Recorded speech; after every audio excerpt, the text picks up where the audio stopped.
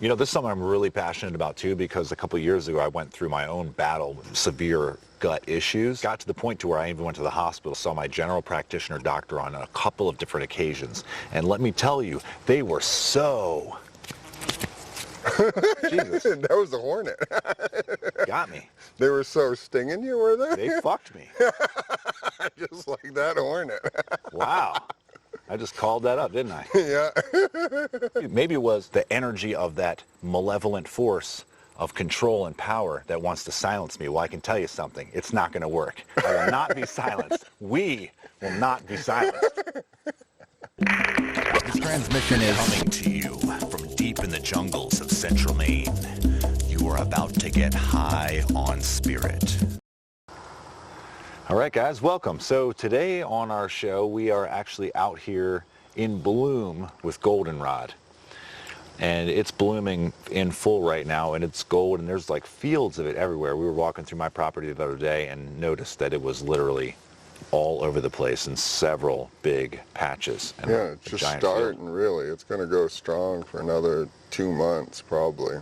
Okay. Yeah, and it's ringing clear is like one of the strongest medicines in the environment right now with its golden, abundant. To me, it's always been the pollen that has kind of captured my attention in terms of its medicine, because there's so much of it and it's so loaded in these monoatomic phytosterol, real like bursting with energy type of compounds. You look at that sac and it opens up into all this vibrant golden, like so many amino acids, so many like anti-inflammatory constituents. Yeah, well, it's packed with flavor, that's for sure. I just took a bite of it, and it kind of has that hoppy flavor too, that the mugwort has as well. Yeah. Very much so. Very, very much so.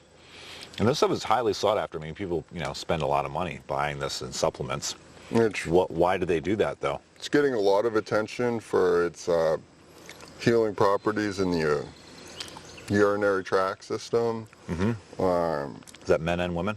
Men and women. It's getting a lot of attention in some studies that I just looked at around prostate health and cancer in the prostate. It's getting a lot of attention there as both as healing and as a preventative. Like people could just be like nibbling on some, putting it in their salads and their tacos or whatnot, and gaining some benefit. Mm-hmm. And it's an herb that's kind of danced with culture in a way, in that when our ancestors in New England threw the tea overboard, a big party, and they were like, get out of here, guys, with your taxes. Lore has it that they returned to the goldenrod as a tea that would give them some vigor and some energy, and it's so strongly anti-candida and antifungal. And you can see how we know now that so much of the neurobiology is created in the gut. If you have a stronger gut health, you are naturally going to have more energy. You know, this is something I'm really passionate about too, because a couple of years ago I went through my own battle with some severe gut issues. And I got to the point to where I even went to the hospital. I saw my general practitioner doctor on a couple of different occasions. And let me tell you, they were so...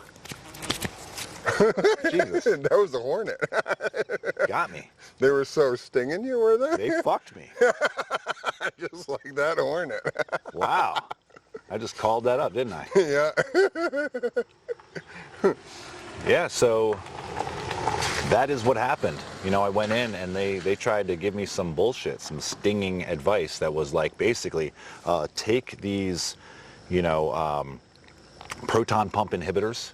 Oh, yeah. Take them forever, basically, because this is just what you're going to need to do now. Yeah. And they didn't. I wanted them to test me for a lot of different things. They weren't trying to do any of that. No. They were trying to, get me in and out the door. Yeah. Yeah. But so this stuff helps with the gut as well. That's good. Now it took me a couple years to really get my gut back in order, and then now it just takes maintenance and understanding my diet, things like that. Yeah. I'm pretty able to be very flexible, so long as I, in general, watch what I eat and intake and things like that. Yeah. Yeah, teas, couple cuttings here and there, a little handful in a tea would be a nice tonic, or nibbling on it as we're doing here. Yeah.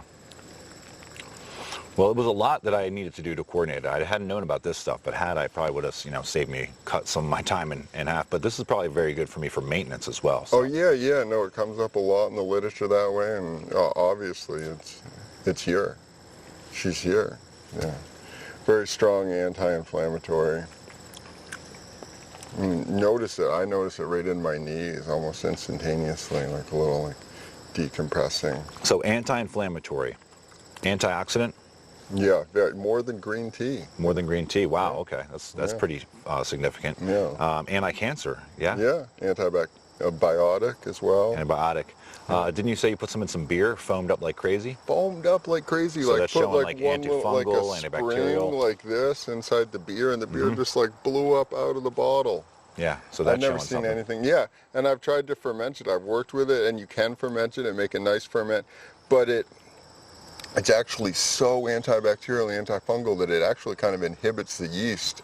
I've had to play with adding different fruits to it and some bee pollen and whatnot, dropping the pH to be able to get it to ferment. It'll actually stay like in this like state of nothing happening for quite a while, and so that that shows a lot to me of like, because you throw sugar in water and that just stuff wants to bubble. But this stuff will inhibit that growth considerably. But you can play with it and have like less in there, so you don't have so much of the antibiotic nature in there, the antifungal nature in there, and be able to get some of those bitters that taste a lot like hops. And give a nice benefit to the rest of your system. For sure, very much so. Interestingly, back to a quick aside though, another thing that they put me through when I went seeking medical help for this issue I was having is, it's funny because back then I did have the long dreadlocks and everything. They were clean and everything, whatever. But I don't know if that framed me in a certain way, because they treated me like I was doing some sort of drug-seeking behavior. Like I'm here at the hospital trying to get like, pain pills or some shit. And like, no, I'm actually like, I don't want anything that's going to numb this. I want to know what's going on so I can address it. Because it concerns me, and this is not normal. This is not normally the way I feel. This is quite different. Something's going on here. I'm trying to explain to them my symptoms, and they're just like, yeah. Now I know they're not all like that, so I'm not trying to, but that was my experience. It's quite off-putting. And then, like I said, the doctor was basically just trying to disempower me. He said, stop eating chocolate. Huh. So strange. Right? Yeah, time for another opinion. Because good dark chocolate, we know, can be helpful, at balancing and things. But it's, of course, the sugar and garbage that they normally eat, that would make sense. It was the bone broth that helped turn you around. Bone broth definitely helped, Fasting has helped as well, big time. Getting off grains for a period of time. And getting off red meat, basically entirely. And, having a lot more balance in my diet. Has helped tremendously, and now it's like I don't think about it anymore, which is great. But for a while there, it was a constant issue. So now I'm all about learning more about what can help maintain that, and what can also activate this principle of syntropy that we've been discovering, which is your actual body's capacity to reverse the aging process. And you're definitely going to run into that with any of these flowering plants. The Queen Anne's lace right here, this is another one. Super abundant, all kinds of really interesting stuff. Okay, well, we'll have to do it. That one's come up a bunch lately too. So we'll have to do another one on that soon. Quick question for the viewers. If you know what it means when a hornet comes from out of nowhere, when you're speaking about a negative experience and it stings you right on the chin in the middle of your conversation, do you have any idea what that means? It's got to mean something, because it's like right on the center, dead center of my chin. Yeah, interesting. And maybe it was the energy of that malevolent force of control and power that wants to silence me. Well, I can tell you something. It's not going to work. I will not be silenced. We will not be silenced. It looks like it has no effect on you.